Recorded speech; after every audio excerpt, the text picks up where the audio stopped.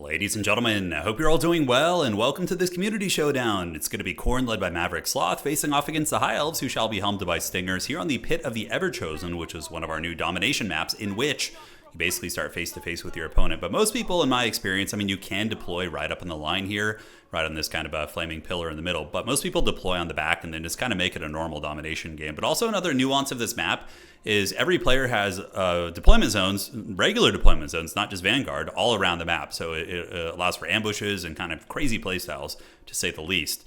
So for the build here of Maverick Sloth, it's going to be Chaos Warriors, so actual warriors mixed in with Marauders, Minotaurs with great weapons to battle against the Cav and monsters, Skull Cannons to deal with Skirmishers, Cav, as well as Infantry, and Valkyrie the Bloody to battle big dragons and just be a nuisance. Looking at the build here for Stingers is going to be rocking double white lines of Grace, which are pretty good against Khorne, weak against Bloodletters, but respectable against all their other infantry. Imric on the Dragon is, always an auto-take. He's not auto-take, but he's up there. He's very, very good. Moves in and fights, causes havoc, and a lot of skirmishers, which on this map I think is going to be super relevant. So we do get a bit of a fight already. Valkyrie the Bloody going to be attacking Imric and does make contact. Looks like Imric has taken a little bit of damage, does take another blow right there, and Valkyrie is going to be activating the Demon Shield, which is a very, very good call, because if you don't, Imric is going to kick your butt. Imric would for sure take on Valkyrie in a fight, despite the fact that she's like a specialized anti-large character. He's just that strong. Back objective being camped by some Marauders, and it looks like objective Trace, number 3 here, which was initially taken by the High Elf Skirmishers, is going to now be pressed by Khorne. And we do get some War Lines of Kraceviv again, which will do excellent work against Chaos Warriors. And I think they're actually going to be charging in. Are they going to do it? Yes, they are. So here they come, and the Warriors do get bullied a little bit, some of them being launched. Skull Cannons firing in the distance, super cool looking, able to get some respectable damage here into the Illyrian Reavers, but the Nardi lines, though they're doing good damage, are going to be overwhelmed by just a horde of Marauders here and Warriors. I think that's going to be enough to drag them down, but from a cost perspective, it's not a terrible trade here for the High Elves. I suspect that Stingers maybe is going to be trying to line up a Breath Attack, and here it comes, Breath Attack down on the Chaos Warriors, and they end up kind of running back into it, which wasn't a ton of damage, but still not bad. Now, where are these guys going to go? Are we going to see them run for Objective 2? It looks like on the backside we do get some Minotaurs of Khorne being called in. And there is going to be a Dwellers below. Now, that is some old forbidden magic I haven't seen in quite some time. I personally think this spell is pretty bad. I've been experimenting with it myself, and it just hasn't really done a whole lot for me here. So here are the Marauders. The Warriors running away, but the Dwellers below, of course, does mitigate their speed a little bit. And in the meantime, the Reaver Cav Core still circling about, and now it looks like there's going to be a rotation. The High Elves are going to be abandoning this objective, which is smart. Khorne has all their elite infantry here, their Warriors, 2 Minotaurs with great weapons. You have the speed advantage, right? You have a Dragon, you have this big, scary Reaver Core, which is going to be decent capture weight, and they're going to be coming on over. So down to the Marauders, they got their shields up. See if they're going to hold. Now they're being circled. It's kind of the Mongol tactics, right? Circling the infantry here, which is very, very fun to see. We do get some spearmen being called in for a little bit of capture weight. Imric is going to make very quick work of these Reavers, probably attacking with Imric from the front here, and rear charging with the Reavers and melee would like insta-break these Marauders. And you can see, yeah, that's exactly what Stingers is going to be doing. Able to fold up that unit with a nice flank. Those infantry certainly did not stand much of a chance. But this map definitely good for mobility.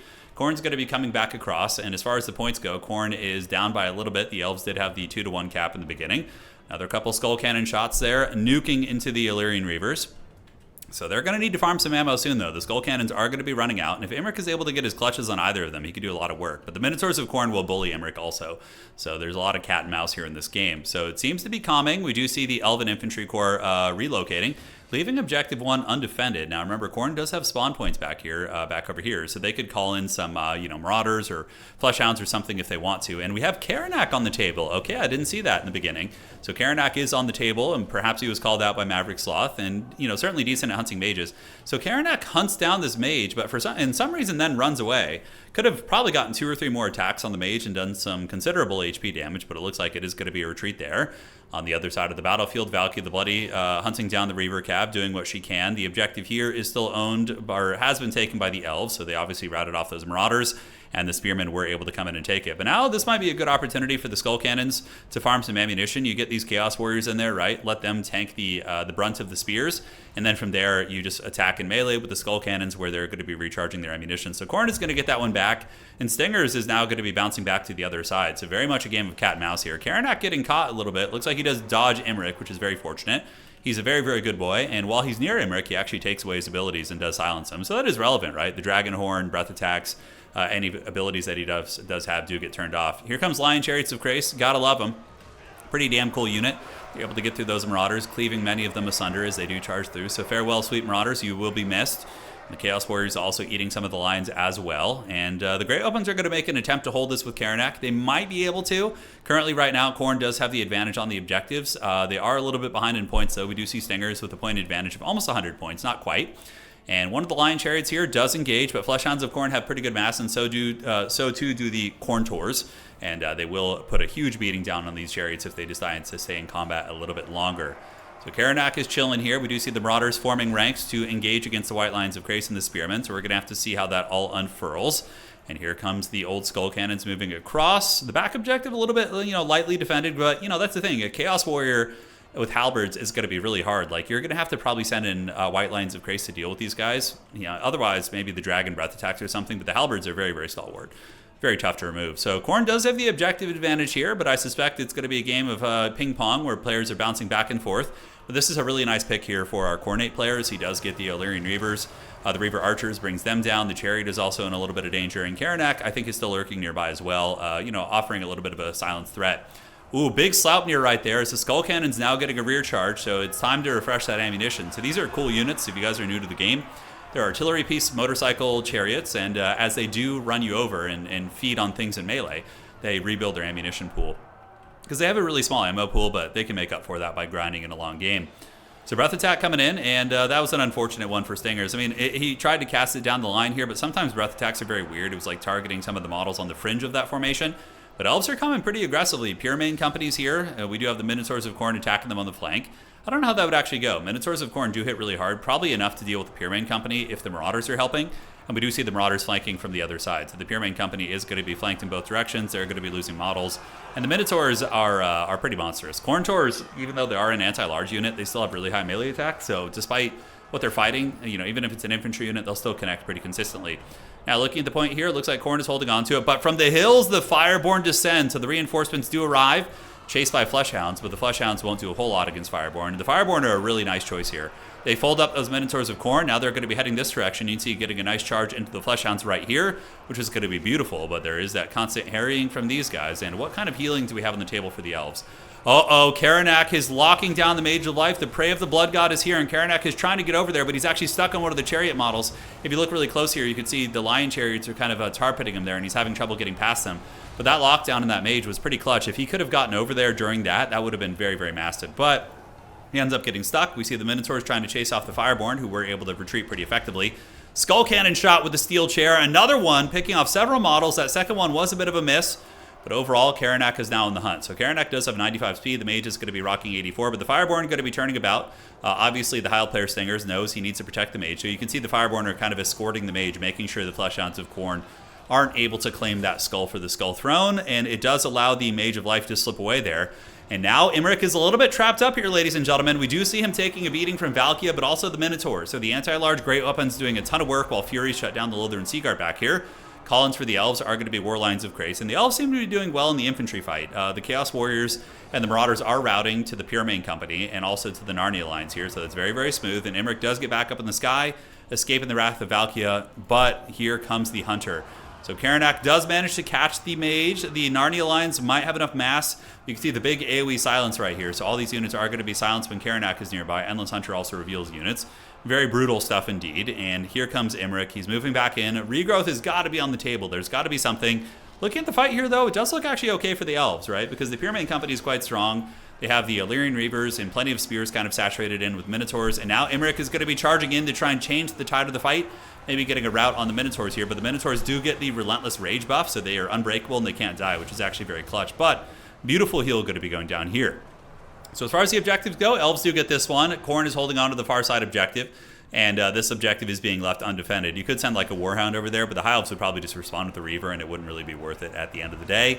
Sometimes people wouldn't be paying attention, but looking at the value here, Maverick Sloth is up 10 up against 7.5. But as far as the healing goes, we've seen several Earthbloods, and I don't think a Regrowth. I think it's just been Earthbloods, but that's going to keep the value much closer. And dragons are still dragons, right? A lot of the value that the Warriors of Chaos do have here, that Khorne has, is against Imric. And Imric is still performing pretty well and causing a lot of havoc. And we do now see the White Lines coming in. Man, Skull Cannon shots are so good. Skull Cannons are really good this patch. I wouldn't say like overpowered, but functional. They do their job now. They're pretty good against like elf type factions in my opinion. rolling dirty here and running over some of the white lines of Krace, because they're also good against the infantry, right? Good against infantry and cav. Their weakness is like monsters in my experience, right? Valkia going for a bit of an assassination attempt on Imrik, but Karanak is a little bit trapped up, so the Fleshhound of Khorne, Khorne's best doggo, is now trapped by the Fireborn and by the big man himself, and I think we're going to be seeing the end of Karanak here, which is going to be an excellent pick here for Stingers. That's going to take a lot of pressure off his mage, and that is going to feel nice and good. So down goes the Khorne dog, sitting here. He's trying to get away, but there's no escape. He is unstable, and he's going to go back to sitting on Khorne's lap and being a very, very good dog. I'm sure Khorne will give him some good pets when he returns. He was solid. He was hunting that mage down, and it would make Big Daddy Khorne proud. So, objective trace. We do see the Elves owning this one, and the War Lines of Krace going to be screaming on across to engage against the Halberds. Halberd warriors will hold their own against great weapons. You know, they are Khorne Halberds, so they do have really good melee attack with the built-in frenzy.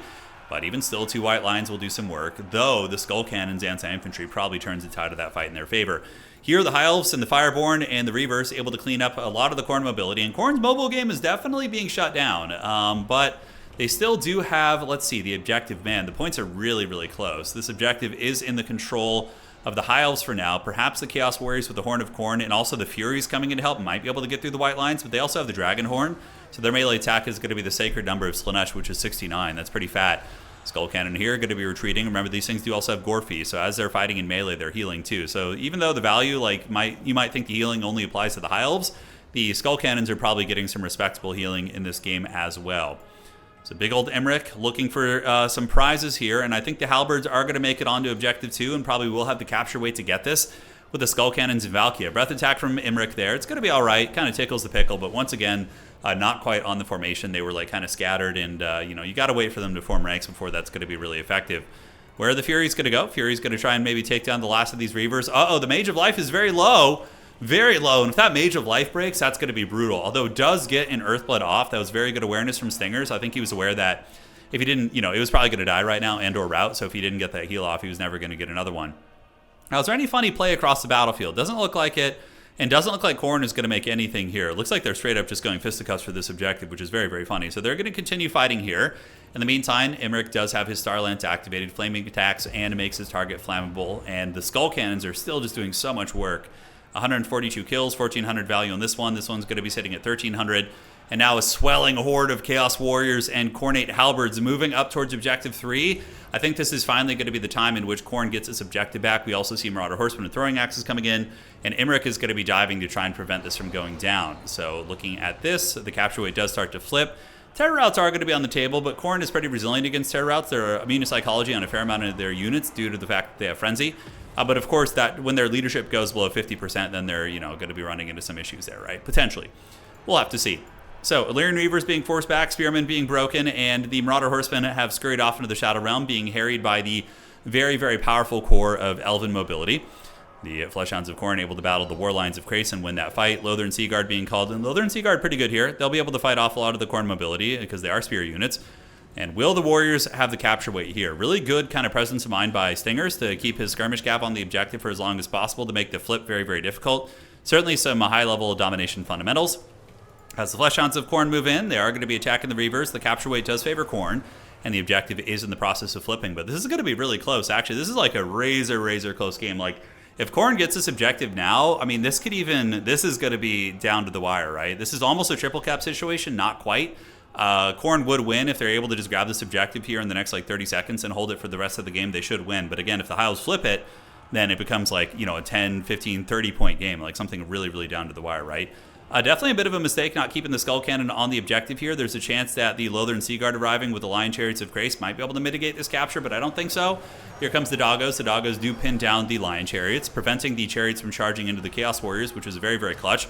Beautiful Skull Cannon shot right there, and the Throwing Axes are getting a lot of value. Great armor piercing against these Chariots, which do have some built-in missile resist of 30%, which is really, really nice. The Lion Chariots of Krace are not bad at all. Skull Cannon ripping the shots, and the objective has now flipped. So it is going to be close, ladies and gentlemen, and it's going to be super, super close. So circling about are the Archers, Valky the Bloody up in the sky, looking to maybe find a home. Could go after Imrik, but the only time you want to fight Imrik really is when you have the Demon Shield active. Without the Demon Shield, you're just going to get absolutely punished. And now it looks like the Marauder Horsemen are going to be trying to flee from Imric, and in doing so, they're going to be attacking the Reavers. One of them does dive into the Reavers with a Skull Cannon and Valkia, and the objective pretty firmly in Khorne's control here. Marauder and a Chaos Warrior and a Skull Cannon, which is going to be farming skulls for its ammunition here on the far side.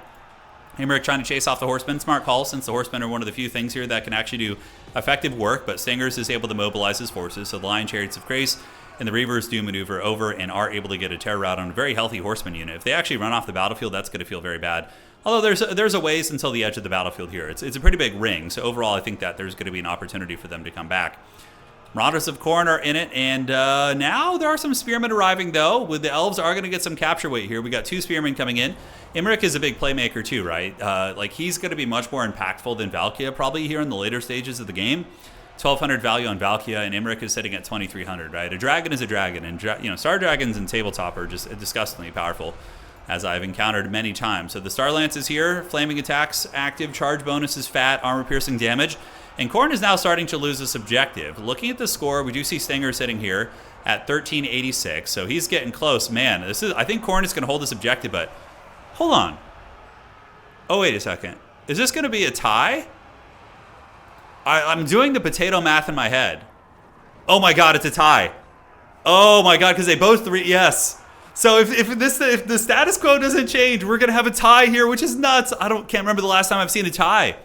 Must have been like a year. Oh my god, so we're potentially gonna have a tie here in this game. So Khorne is just gonna be trying to hold on to this, just to not lose. If the High Elves capture this for even a second, they just win the game. So it's definitely a very, very stressful situation for the old Khorne dogs.